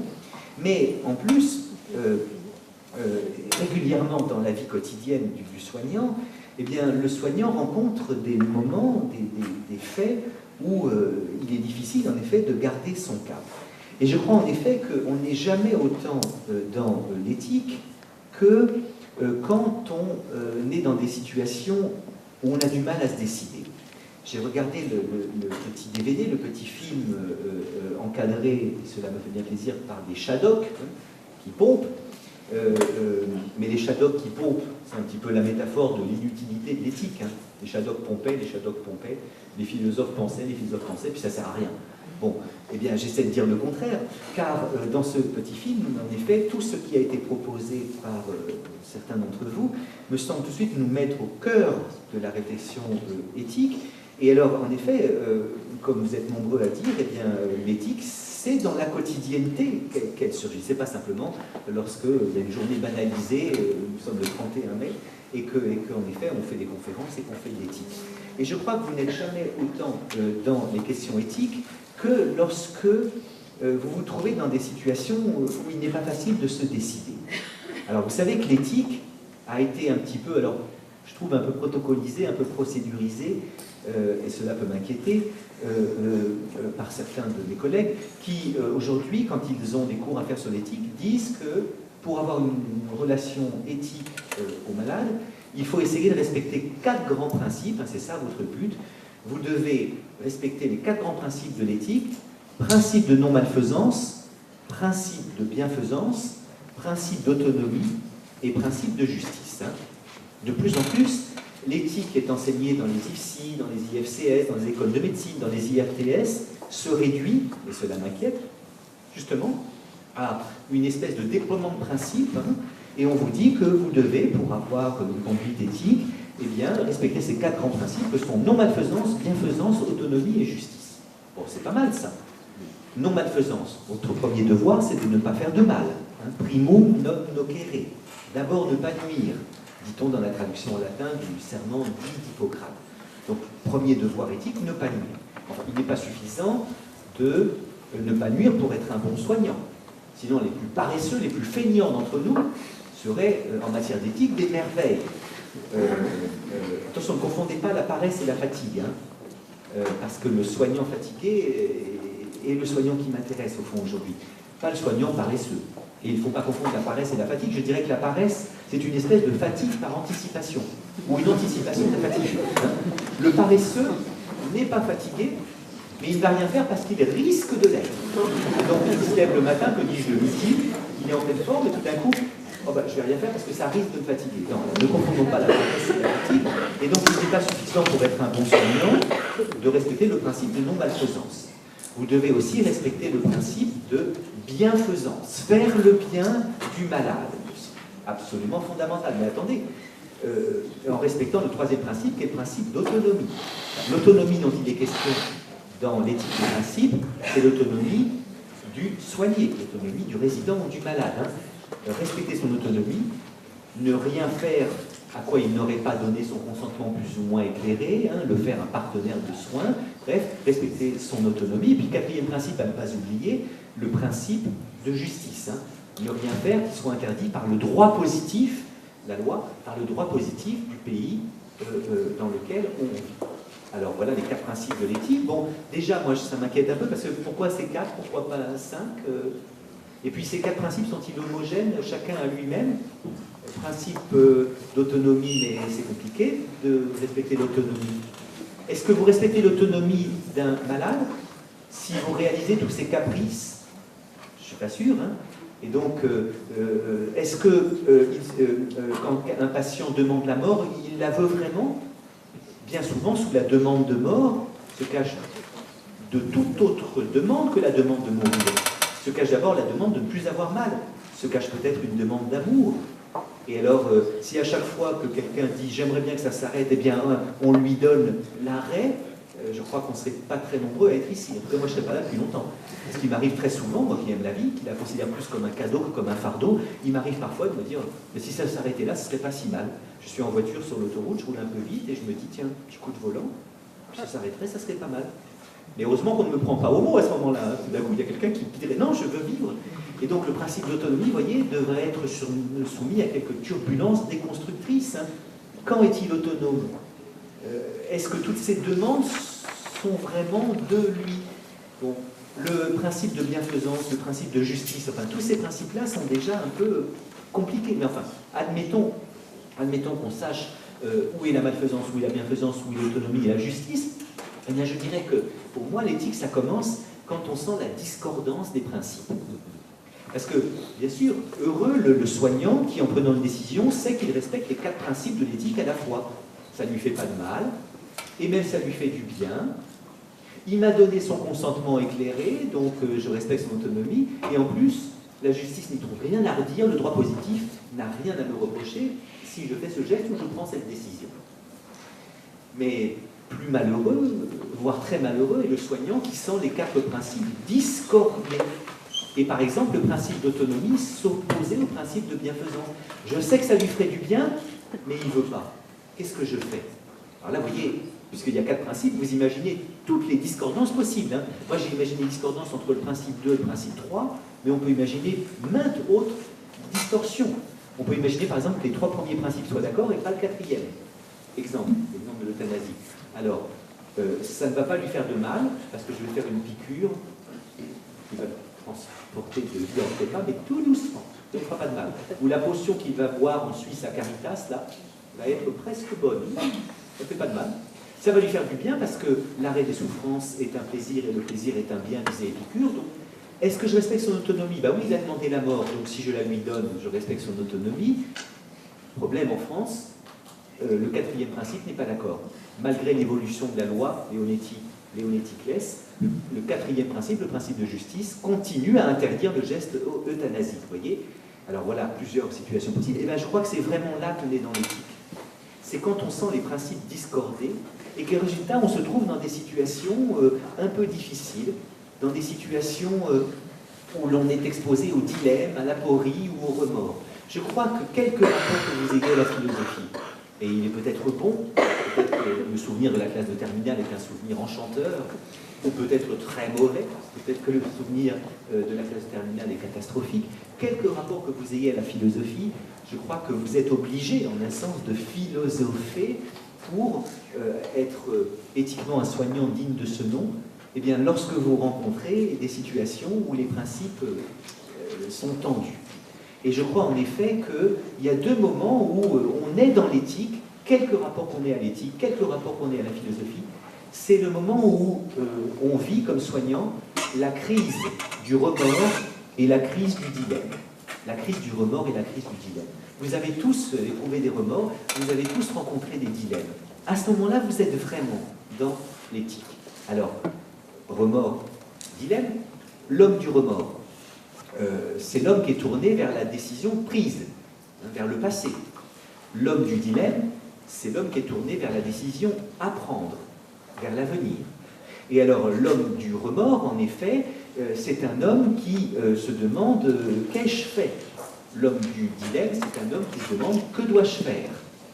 L'homme du remords, c'est l'homme dont l'intériorité se transforme en un tribunal intérieur.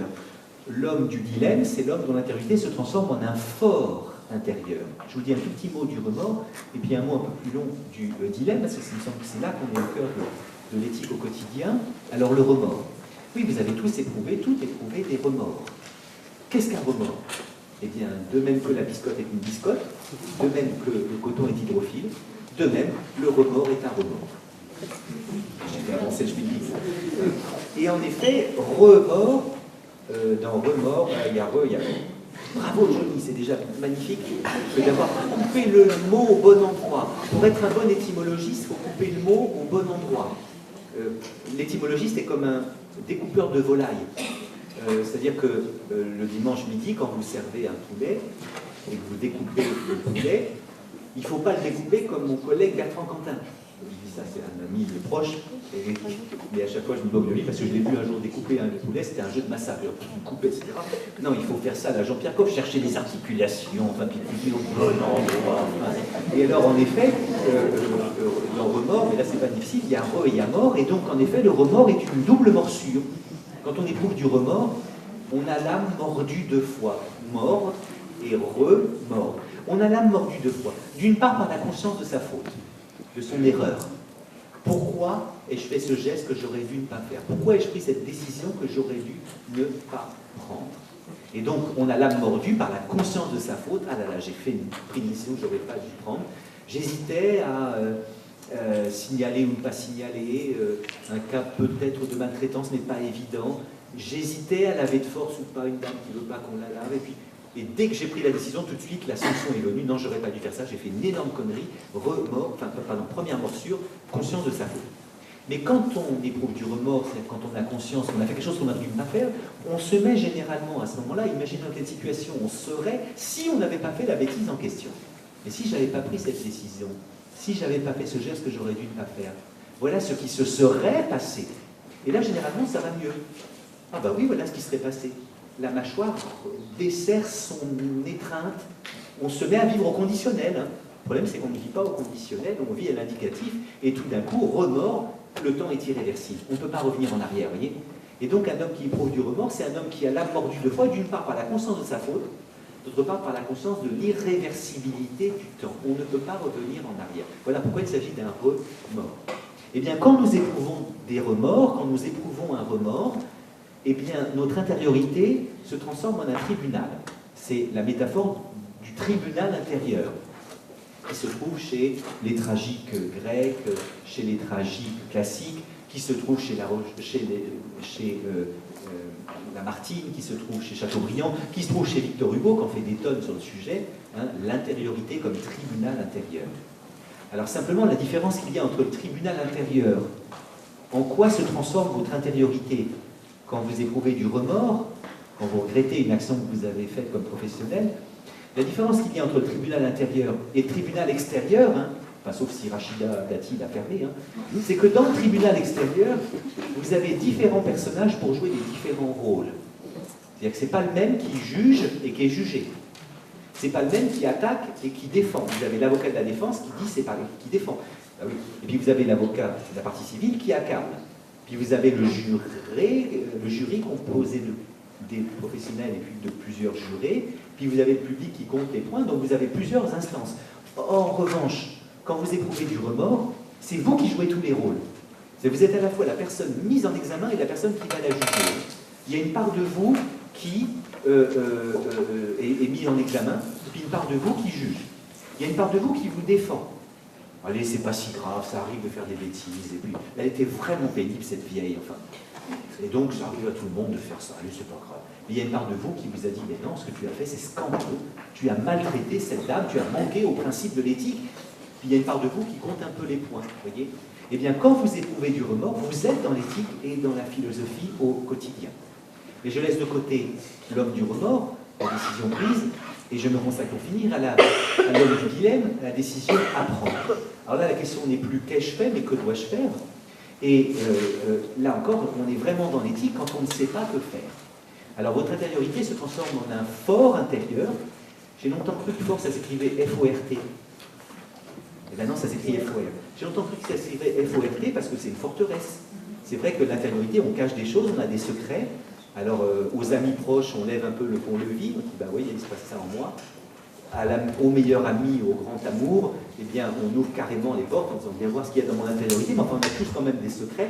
Non, c'est pas forte intérieure, c'est fort, F-O-R, parce que ça évoque le forum.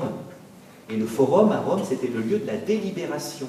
Hein, bon, le forum, c'est le lieu où l'on délibère. Et en effet, quand on ne se demande pas qu'ai-je fait, mais que dois-je faire? Quand on n'est pas dans le remords mais dans le dilemme, on se pose la question du que dois-je faire et résultat, on délibère. On délibère. Et alors, délibérer, ça vient du latin librare, qui veut dire peser, sous-peser. Et pourquoi librare signifie peser, sous-peser? Parce que dans librare, il y a libra, L-I-B-R-A, qui signifie la livre. La livre, vous savez, c'était une unité de mesure pondérale, hein, sur les marchés romains déjà. Mais alors, ça tend à disparaître aujourd'hui. Si sur les marchés, on peut peut-être encore acheter 3 livres, ma grand-mère achetait une demi-livre, 3 livres. Mais aujourd'hui, le système décimal est en train de déconduire complètement le système de la livre.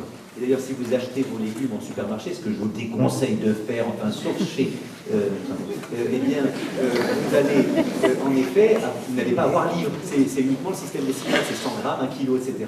Mais ça existait, la livre. En effet, on pèse, on sous-pèse.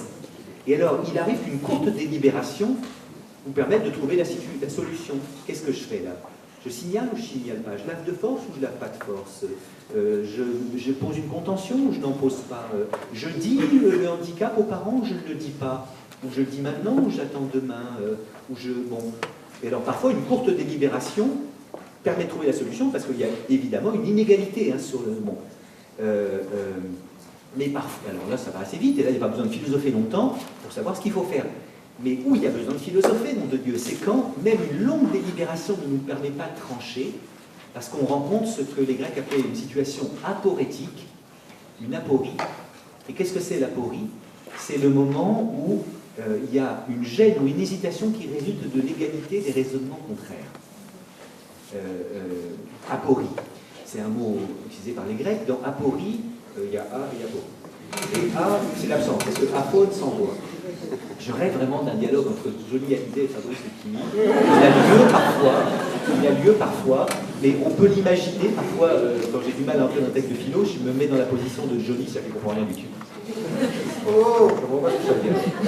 Et d'un professeur génial à la Lucchini qui explique à Johnny, mais écoute Johnny, alors aporie, qu'est-ce que tu as de... dans aporie, il y a a, il y a beaucoup.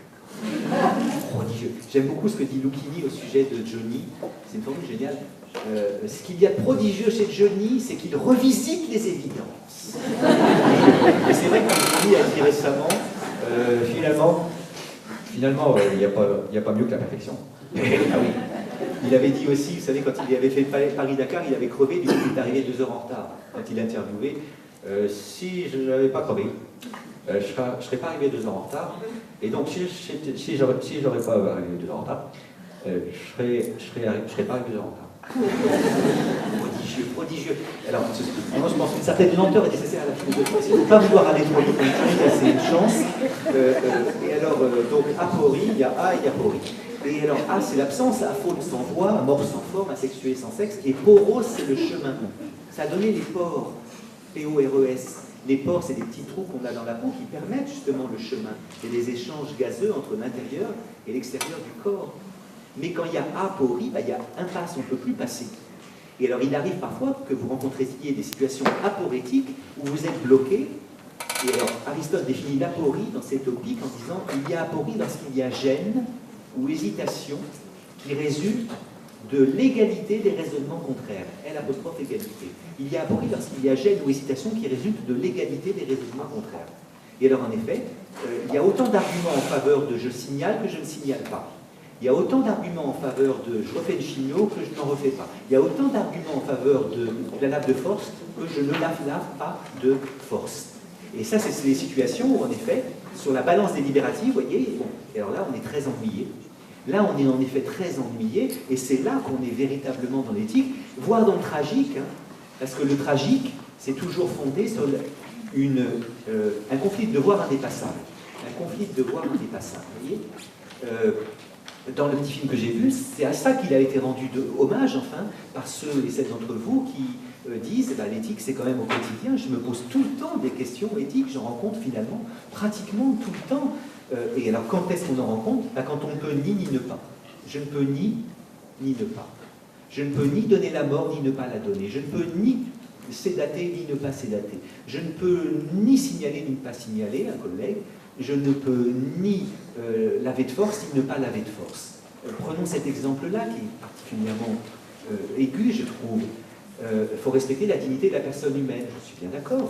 Il faut même y ajouter je ne sais quoi, ce presque rien, Jung et Levitchien, qui est la sollicitude, l'empathie, l'attention à la singularité.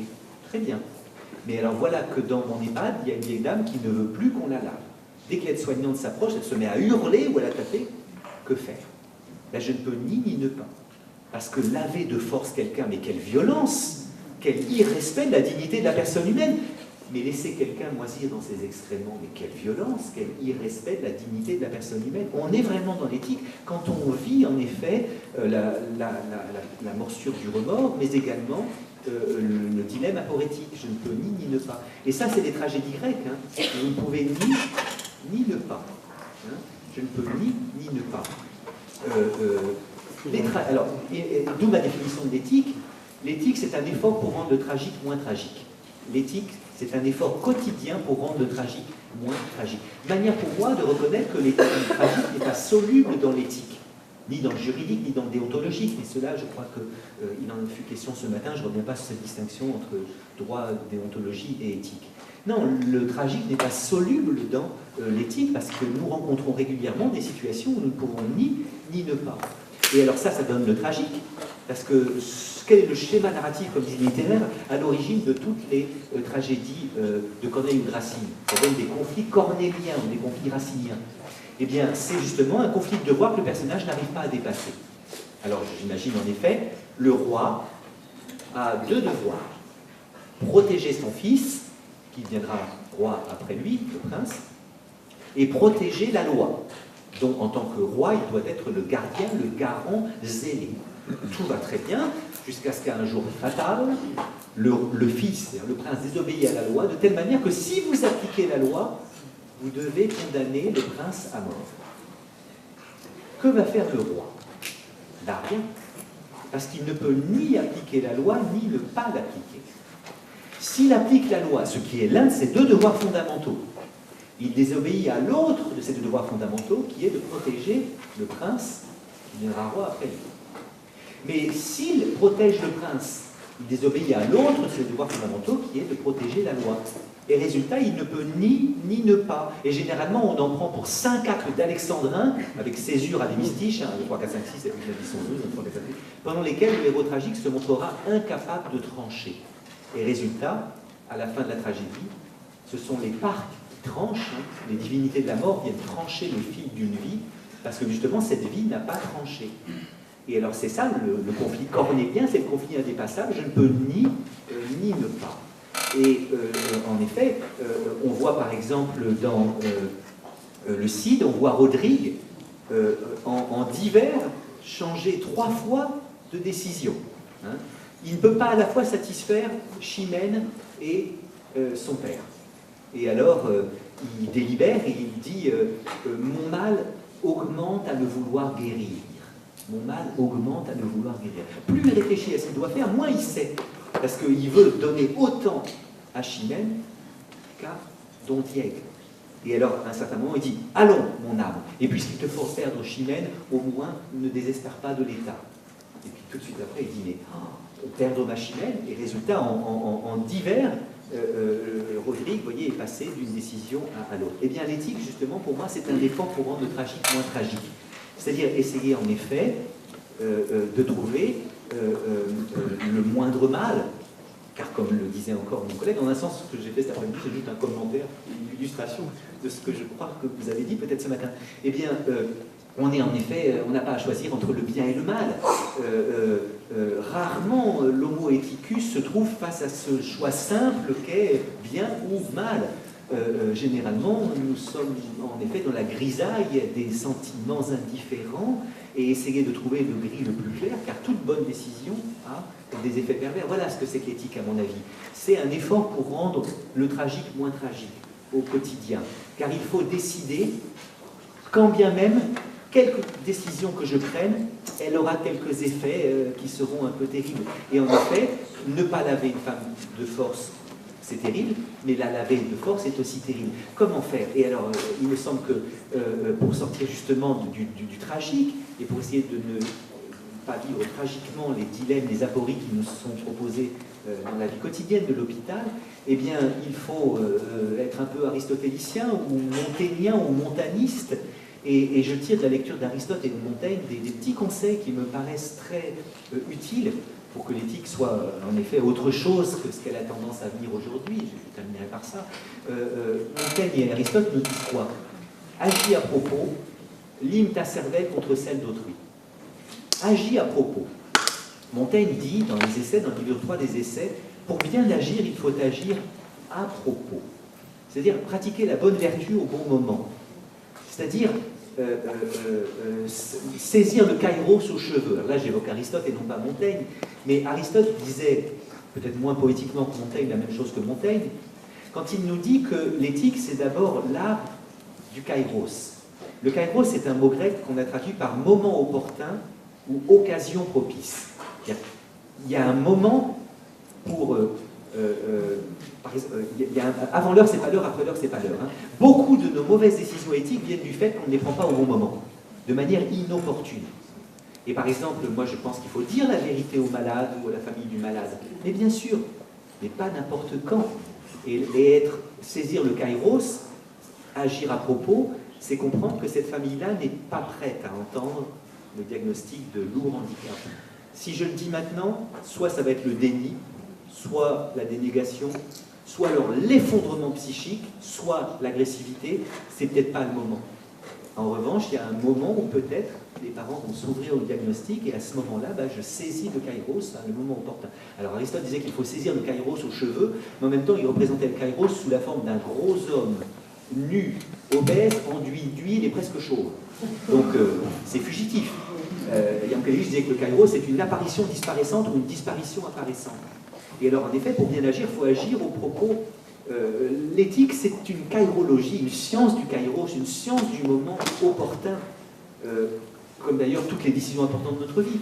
J'aime à dire que l'érotisme aussi, c'est une kairologie. Il y a un moment pour prendre la main, avant l'heure, c'est pas l'heure, après l'heure, c'est pas l'heure. Il y a un moment pour regarder longuement dans les yeux, je connais rien, mais avant l'heure, c'est pas l'heure, après l'heure, c'est pas l'heure. Et justement, la beauté n'est pas absolument indispensable à la séduction, disait Talleyrand. Talleyrand était très laid mais très séduisant. Il disait, la beauté, ça n'a jamais fait gagner que 15 jours. Donc il était laid, donc il lui fallait 15 jours de plus que s'il avait été beau pour séduire, mais ça allait dire de l'empêcher pas de séduire parce que justement, Talleyrand avait ce sens du moment opportun. Il y a un moment où proposer un dîner, s'il le propose trop tôt, il dit qu'est-ce qu'il veut celui-là. S'il le propose trop tard, bon, ça c'est bon. Mais il avait ce sens-là, hein, la science du moment opportun. Et je crois qu'en matière d'éthique, c'est fondamental ça. Agir à propos. Et par exemple, il y a peut-être un moment où ça ne sert à rien d'essayer de la laver de force parce que ça ne fera que la violence et des cris. Mais il y a peut-être un moment où peut-être que cela deviendra possible. Et cette saisie du kairos, c'est aussi évidemment l'attention à la singularité. Parce que malgré Alzheimer, qui apparemment fait qu'elle est démente, quel diagnostic violent que de dire qu'elle est démente, c'est-à-dire sans esprit. Démente. Déplumé sans plume. Bah oui, comme Giscard. Mentis, mentalité, l'esprit.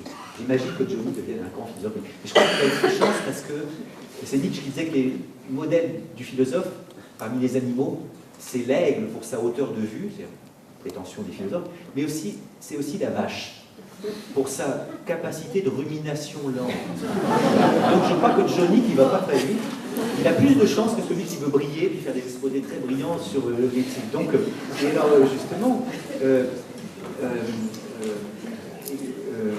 pour laver cette table, alors démence, on l'a dit sans esprit, mais en même temps, elle était vraiment sans esprit. J'ai un collègue philosophe africain qui s'occupe d'éthique. On fait un petit peu d'éthique médicale comparée entre le Cameroun et la France, qui dit, vous vous êtes dit qu'ils sont déments, c'est-à-dire sans esprit, c'est-à-dire qu'ils n'ont plus d'esprit. Nous, on dit qu'ils ont plus d'esprit. Parce que pour nous, les vieillards, qui commencent à avoir des propos incohérents, nous les considérons comme les réceptacles des esprits des morts. Et donc, les morts parlent à travers eux, et évidemment que les esprits ne se parlent pas toujours de manière claire et distincte, comme Descartes voulait qu'on parlât. Et donc, du coup, il faut faire tout un travail d'herméneutique, tout un travail d'interprétation, et comprendre que ça a du sens. Présomption de sens. Et c'est vrai que ça a du sens de vouloir aller retrouver sa mère, c'est de vouloir se dépêcher de partir pour ne pas faire attendre sa mère qui m'attend à la sortie de l'école, alors que j'ai 95 ans et qu'elle est morte depuis longtemps. Ça a du sens, parce que c'est les moments les plus importants de notre vie, ça. Vous voyez ? Comme dit Christian Bobin, ces oublieux oublient tout sauf l'essentiel. C'est ce qui les différencie de nous. Car moi, je n'oublie pas mon code d'entrée, je n'oublie pas la carte bleue, je n'oublie pas un certain nombre de choses, Mais peut-être que j'oublie l'essentiel, c'est-à-dire justement ces relations fondamentales avec la mort et l'amour. Enfin, et alors, malgré sa démence, l'âme sensitive est toujours présente. Et alors, lorsque la main de l'aide-soignante s'approche d'elle, elle se met à hurler. Pourquoi? Parce que malgré les débâcles de la mémoire, ce geste-là lui en rappelle un autre. C'est le geste d'un tonton qui avait la main baladeuse et qui l'a tripoté quand elle avait 12 ans. Et résultat, cette main lui en rappelle. Bon. Et il s'agit simplement de saisir le kairos, essayer de comprendre ce qui se passe. Et éventuellement, oui, écouter ce que ces pauvres mains racontent, comme disait Brel, et voir qu'elle n'a rien dit depuis longtemps, mais tout d'un coup, elle mange de la confiture de cassis, alors elle ne sait plus comment on mange, mais avec les mains, et tout d'un coup, un sourire, et « Oh, tata vovone !» Oui, parce qu'elle se souvient vaguement qu'elle allait, quand elle était petite, dans le jardin de Tata Vovone, où il y avait des cassis qu'elle prenait comme ça. Et donc, saisir le kairos, c'est justement attendre le bon moment. Et puis, lime ta cervelle contre celle d'autrui, ça c'est du Montaigne, et lime ta cervelle contre celle d'autrui. Il me semble que lorsque, justement, nous n'arrivons pas à nous décider, parce que nous vivons le drame de l'aporie, de la gêne et de l'hésitation qui résulte de l'égalité des raisonnements contraires, hein, parce que nous ne pouvons ni ne pas, eh bien, il importe de sortir de soi et d'aller vers l'autre, évidemment, c'est une banalité, mais oui, là encore c'est du Montaigne, quand tu te méfies de tes propres lumières et les juges insuffisantes pour éclairer la situation qui t'est donnée, lime ta cervelle contre celle d'autrui. C'est-à-dire qu'il s'agit en effet de comprendre que les espaces éthiques sont des lieux justement où l'on peut dire ses perplexités, ses incompréhensions, ses remords, ses dilemmes, et aussi sa fatigue, et aussi son épuisement, où on vient aussi apporter le réel hospitalier, et on vient aussi témoigner qu'il y a des moments où c'est difficile de respecter la dignité de la personne humaine, c'est difficile d'avoir la sollicitude et l'empathie, vous voyez. Et alors je rêve en effet de ces chambres d'écho à la bonne acoustique, de ces vides de bonne qualité où les paroles du soignant puissent se dire sans être immédiatement l'objet d'un jugement. Parce que je m'inquiète, alors je termine par ça, de tous les effets pervers de la mode de l'éthique. Alors évidemment, moi je ne vais pas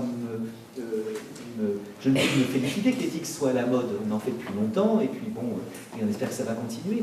Mais en même temps, je m'inquiète en effet de cette mode de l'éthique, et je comprends ceux qui parmi vous éventuellement sont un peu méfiants.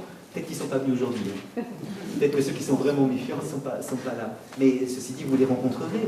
Et puis peut-être qu'il y a des méfiances à l'endroit de l'éthique chez vous. Et je comprends en effet la méfiance à l'endroit de l'éthique, si l'éthique n'est plus qu'une mode, un ornement, une simple nécessité administrative pour avoir l'accréditation, une cerise sur un gâteau dans lequel il n'y a aucune cerise. Parce que s'il y a plein de cerises éthiques dans le gâteau, on peut comprendre qu'on y mette une petite cerise en plus.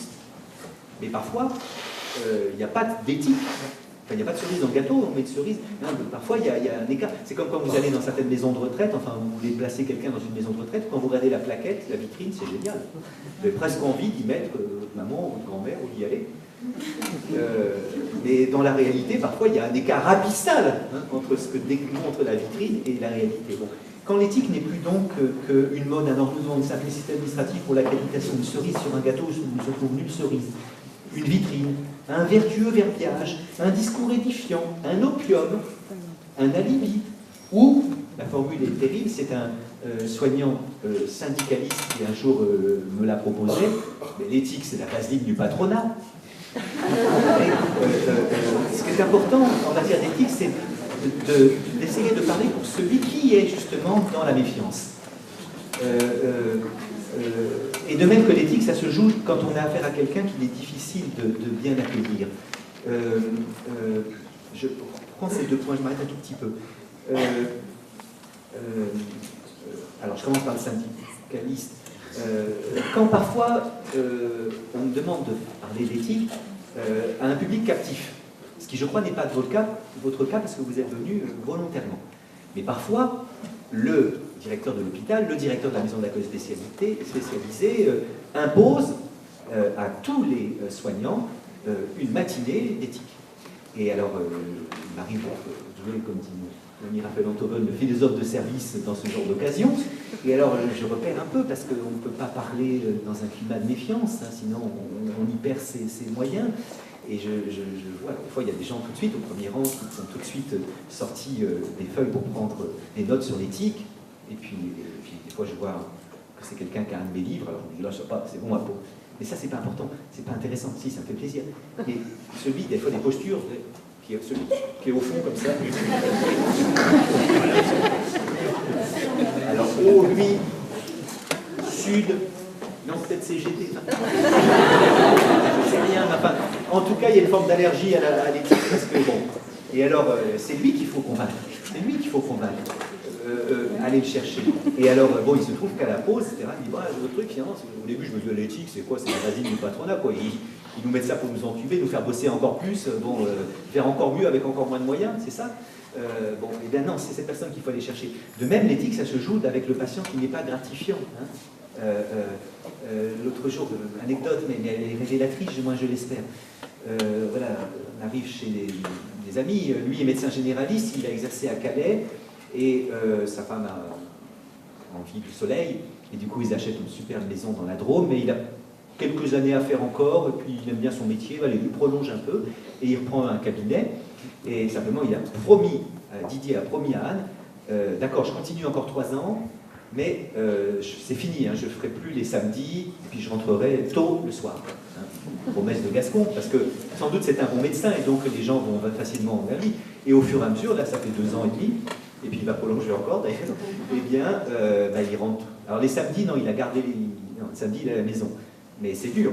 En tout cas, au début, il rentrait à 6h, puis après 6h30, 7h. Il se trouve qu'on arrive là, donc, voilà. Et étant donné qu'il sait que les fiables viennent dîner ce soir-là, eh bien, Didier a promis qu'il serait là à 8h. Et puis je dis, non, attends, il y a les fiables qui viennent, alors là, j'arrive à 8h. Et évidemment, à 8h10, un coup de fil de Didier à Anne qui dit, je serai un peu en retard, j'ai encore... Oh non, dites non, mais je rentrerai, je suis là à 9h. À 10h20, comme d'habitude. Et alors, il nous raconte ce qui s'est passé. Les consultations sont entre 17h et 19h. À 7h moins le quart, il n'y a plus qu'un patient dans la salle d'attente. Mais à 7h02, il y en a 3 autres. Et en particulier, le pire des pires. Vraiment le patient insupportable. Celui qui pue des pieds, celui qui est désagréable, celui qui vient dans le cabinet du docteur pour dire votre médicament, ça n'a pas marché. Alors mon cousin, lui, il a un docteur qui habite là-bas, et Didier, au fond de lui-même, a envie de dire à ce patient, mais nom de Dieu, si l'autre médecin est meilleur, vas-y, connard. Enfin, je ne peux pas te dire. Eh bien, en même temps, c'est avec ce patient-là que ça joue l'éthique. C'est pas avec le patient gratifiant, même si on a tous besoin de gratification. C'est là. L'éthique, ça n'est qu'un verbiage inutile, ou la vaseline du patronat, ou une cerise sur le gâteau, un gâteau c'est aucune cerise, ou une mode, ou un alibi, etc.